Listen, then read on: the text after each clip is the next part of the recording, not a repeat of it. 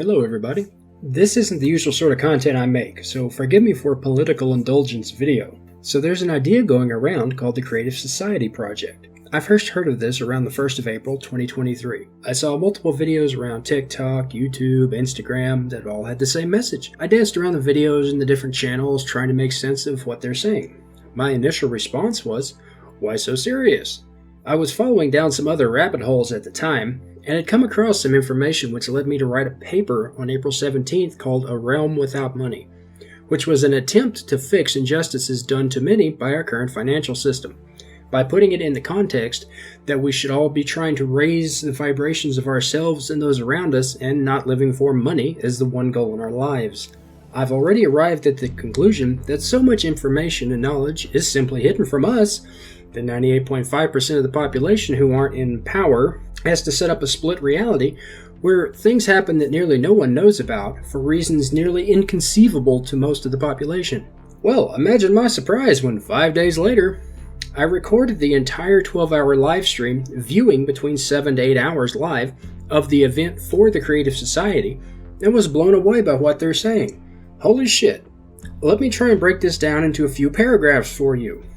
The premise is that Earth will become uninhabitable on or before October 2036 due to a series of ever-increasing climactic events that, while we have contributed toward, are not the sole cause of. Every 12,000 years is a great calamity on Earth. Reference the Younger Dryas period and remember Atlantis, anyone? And every 24,000 years there's an even bigger disaster. Data suggests this coincides with our solar system passing through a very powerful belt of galactic radiation. Sadly, we're apparently at the end of a 24,000-year cycle. The mechanism by which the Earth is to be destroyed is a twofold mechanic of the polluting of our oceans with microplastics coinciding with the cycle of cataclysms. The oceans release heat from the interior of the planet. It works like a radiator in a car or a heat sink on a CPU. With so much microplastics and hydrocarbons in the water, the heat transmitting ability of the oceans has been interrupted. This is leading up to a worldwide magma rise and subsequent volcanic explosions of, well, all of them, starting with the supervolcanoes first. This is particularly interesting to me given that I live about 160 miles or 3 highway hours from Yellowstone National Park, and the super caldera there has been in the public's mind for decades. So what else is on offer in this explanation?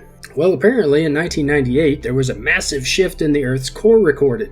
It jumped, basically, forcing a huge buildup of pressure against the mantle and crust in the direction of the shift. In nature, all things are connected, so this started a series of events which one by one aren't that big of a deal, but when you add them all up it equals, oh no, we're going to be seeing more and more ever-increasing earthquakes, more severe storms and disasters, until there's so many things happening at once that we cannot keep up, and whole regions just go dark. Think back to movies like Deep Impact, 2012, The Core. Predictive programming much? Creative Society says the carbon taxes and global warming talk is all misunderstood science. Next big point. Mars had likely very similar life to our own up until about 24,000 years ago. It's reported our ancient ancestors saw Mars burning from the calamity going on there, and either wrote it down or passed it along somehow. The planet exploded from the inside out, which punctured the atmosphere and blew it away like a newspaper in the wind. The oceans on Mars were in the northern hemisphere, and most of the land was in the southern hemisphere. The Creative Society group posits the lack of meteor impacts in the northern hemisphere, but the abundance in the southern hemisphere means that there was water there until very recently, geologically. Along with all the other information collected and relayed by space agencies about water on Mars, as well as life on Mars, was proven many years ago, but never released to the public. Creative Society also mentions the fate of the planet Phaeton, which they posit became the asteroid belt. So what is there to do? The Creative Society is proposing refocusing society, all of it, every nation, every person, to what they call the creative model. This is an end to money and national sovereignty as we know it today. Everyone has a universal income, everyone has free housing, free medical care, free food and energy. There are no taxes and no inflation. Monopolies are outlawed and wealth is capped for all persons to 10 million digital bucks per family. Prices and quality will be fixed for all items all over the world. All financial transactions will be transparent and open. This will supposedly end corruption, bribery, crooked dealings, and crime. Wars are to stop as well, as people's lives will be so much better we won't need to fight. Our current financial system struggles with 8 billion people, but the Creative Society says even 50 billion are not enough for their system. This requires that the world unite as one people, one government, with one universal digital currency. This cannot be done without artificial intelligence, apparently, but no microchips will be needed to be implanted into people, relying instead on biometrics and neurological signatures. There will be no bugs or insect parts in the food thanks to vertical farming, which isn't considered profitable under our current system. We can then unleash the full potential of our scientists, releasing all those extra special ones held under contract in classified design bureaus and top secret projects, and all those bound by international law and regional politics, and put them all to work fixing what's coming. Technologies like volcano degassing are talked about, basically relieving the pressure underground. Additionally, there's many hidden technologies that we don't know about as common people that are coming to the surface and will be available under the Creative Society model. The medical bed, or Bacta-tanks for you Star Wars fans, use frequency and particle physics to repair and maintain our bodies nearly indefinitely. Creative Society are saying at least for 1,500 years for each person. Technology called Vajra, or the Eye of God, will allow us to find and locate anyone in the world, track them in real time from their unique neurological signals. This can also predict crime, like the Minority Report movie, by reading emotions of groups and using predictive modeling, such as one person in fear while several others in close proximity are showing aggression to determine a crime is in progress. This has the added benefit of stopping all child disappearances around the world, something for which I'm all for. However, the system admittedly reads your emotions from distance, which I'm less enthusiastic about.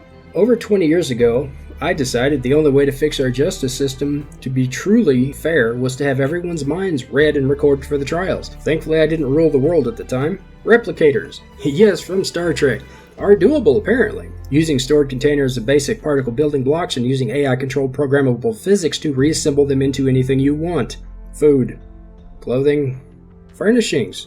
For anyone who thought 3D printers were cool, let me tell you, fuel-free generators, or FFGs, or ZPMs, or ZPMs for any of you Stargate Atlantis fans out there, provide nearly unlimited free energy to use however you need in your life. When you add all these up, long life, omnipotent presence, make anything you want, and free energy, sounds a lot like quality of life mods in video games. In fact, it reminds me very much of tech sleeping pods, tech transmitters, tech replicators, and wireless generators in Ark Survival Evolved. Okay, without extending this video to outlandish lengths, as there's so much more to cover, I'm going to go to the flip side and talk about some things that bother me about this concept.